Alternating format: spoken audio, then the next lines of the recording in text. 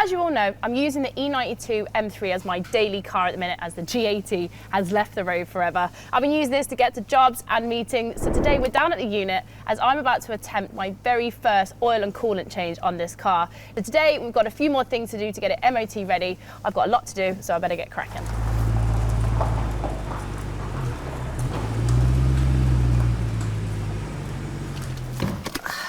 So today we're going to be using eBay's Assured Fit to get all the right parts for this car. Now, one of the great things about using eBay's Assured Fit is that you know you're guaranteed to get the right parts for your car every time. You can see here, I put my reg in and then it comes up with all of the applicable parts and accessories for my car. So we pop through, grab the oil, grab the coolant, and then also the oil filter as well. And then we got everything sent to my house in a matter of days.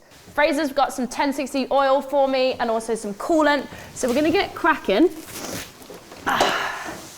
And hopefully, by the end of today, we will have a car which is ready and rocking for its MOT. Right, how do I do this, Fraser? This is the first time I've ever done this. Well, we've let it cool down first. All right, well, give us 5 minutes, lads.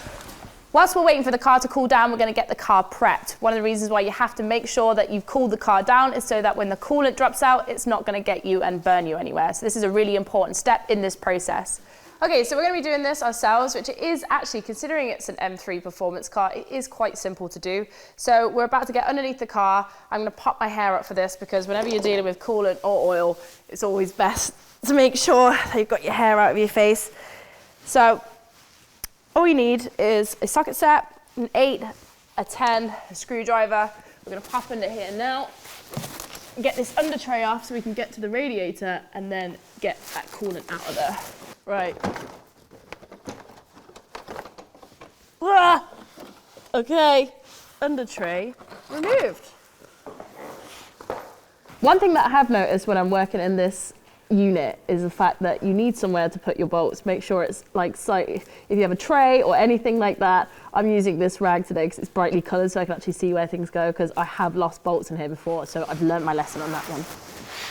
Key bit of equipment when you're doing this, you obviously need a drip pan, because you know what, you do not want oil or coolant all over your floor because you'll never get rid of it. Okay.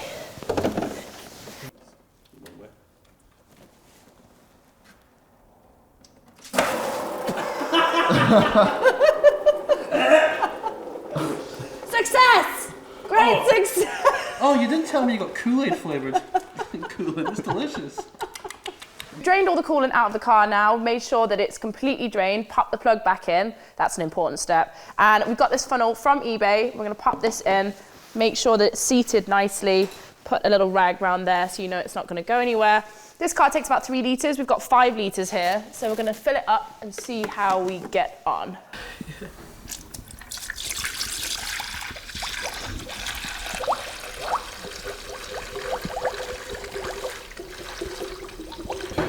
It's a good thing just to do if the car's been sat for a while. Like all this stuff, like the car didn't have any issues where it like needed coolant down, it wasn't leaking anything. But like, if you want your car to run, like whenever you need it, you need to do bits and pieces. Mm-hmm. But you don't necessarily have to go to garages.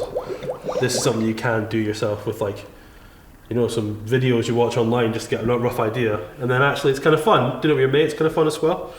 It's pretty good. We've got a little bleed screw here on the side, because we just introduced tons and tons of air into the system by just pouring it straight in. So if you watch there should be some little bubbles in a second. So yeah, that's taken the last of that.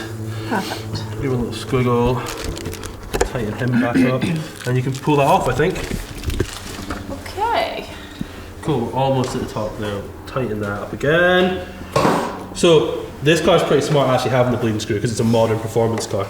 Unlike older stuff, you just had to like bleed it by, like, I think an E36, you jack it in the air with the front up and you just rev it. And like with the heaters on, it moves all through.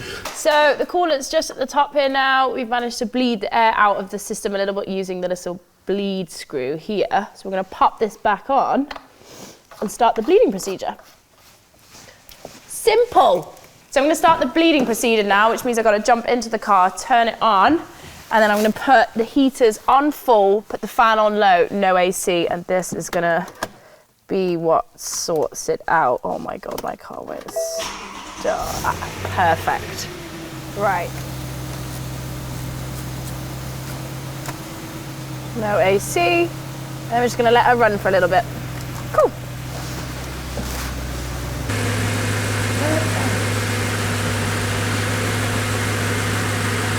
Okay, so we've had the car running for a little minute. All I'm gonna do now is just crack the bleed screw so we can make sure that all of the air is out of the system. And once we've done that, we'll then turn the car off, let it settle for a little bit, and then we'll top up if she needs a little bit more coolant.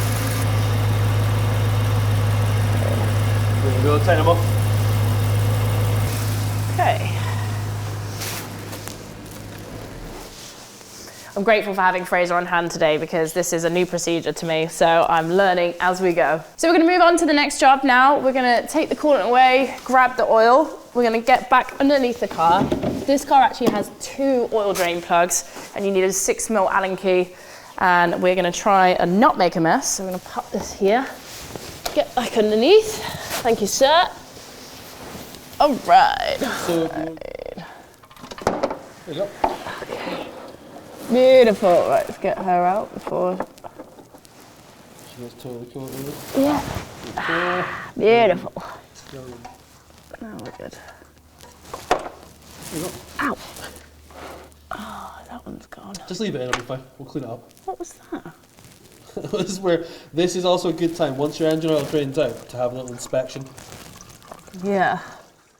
Okay, so now it's just a reverse of the process. I need to put the sump plugs back in, then we need to put the wheels back on the car, get the car level, refill all of the oil, check the coolant, and then we'll move on to the oil filter. So, let's get moving.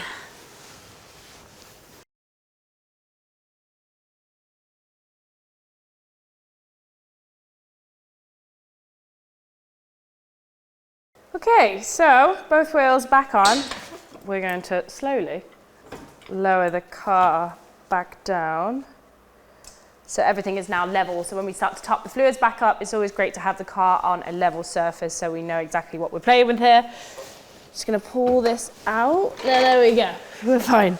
It's always a panic whenever you take the jack out. You think you're gonna wreck your sills and you're like, oh God, I hope I have it in the right jacking point. We are absolutely ready to roll. So let's fill this car back up with some oil. So the car is empty and we've got our Manol 1060 weight oil, which is recommended by BMW. Now, using eBay's Assured Fit, this is one of the first oils that actually popped up. We double checked it, everything is good to go. So what we're gonna do now is change the oil filter and then we're finally ready to fill it back up with oil and the job is nearly done. Here's one I made earlier.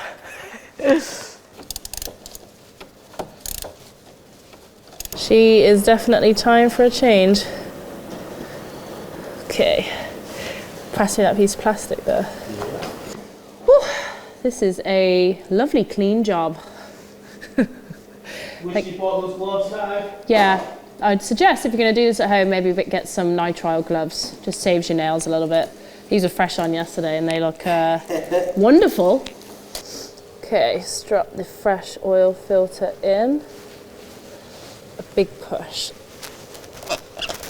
Okay, there we go. So that's now seated. We've got our fresh O-rings on there, and then we're just going to pop that back in like so. So we bought a second filter. This is another one from eBay as well. Just great to have in the garage, super useful.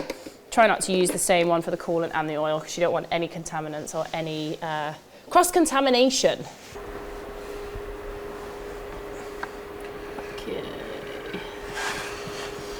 1060 is super thick, so it takes forever to drain in. Beautiful. We'll do like half this bottle and then.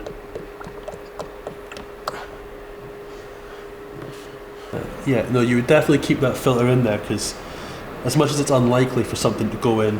Yeah, no, you just always want to protect from anything getting into your actual engine because if it does, it might be bye-bye to the S65 and putting something else in here. But I think it'd be sacrilege to put a 2JZ or something like that. Yeah, you could put like an LSX or something in it. Yeah, LSX would be good. I've seen LT4, which is like the Corvette like V8, yeah.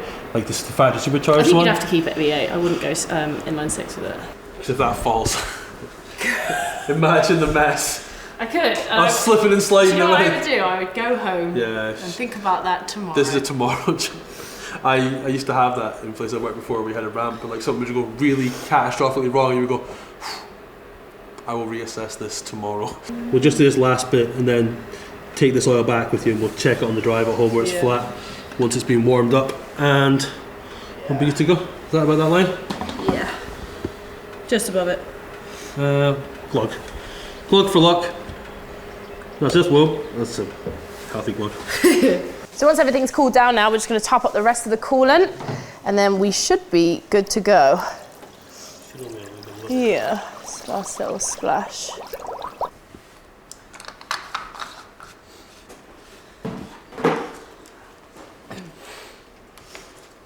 So, wheels tightened, oil changed, coolant topped up. We literally just have to get our home now, make sure that the oil level is legit, and then we're good. It takes like 10 minutes for these things to get to temperature, and they need to be at temperature for the car to let you use the digital oil sort of dipstick that they've got.